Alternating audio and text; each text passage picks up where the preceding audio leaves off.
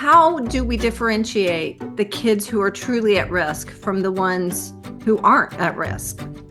Yeah, that is the million-dollar question. And um, so in Ohio, they've mandated universal dyslexia screenings across the state. And I think this is an instance where the policy is, I agree with the policy. I think the policy is a little bit ahead of practice at the moment. So they approved certain screeners that can be used for this tier 1 universal screening.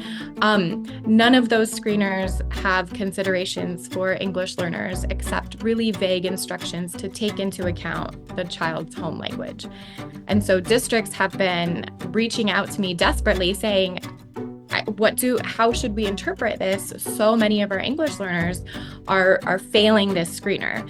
If you don't speak English at home and you have not had formal instruction on these topics in English, then you're going to fail the screener. So what my research does is look at if there are language assessments that we can administer in both English and in the language that the child speaks at home. So with the schools that I'm working with, that's primarily Spanish.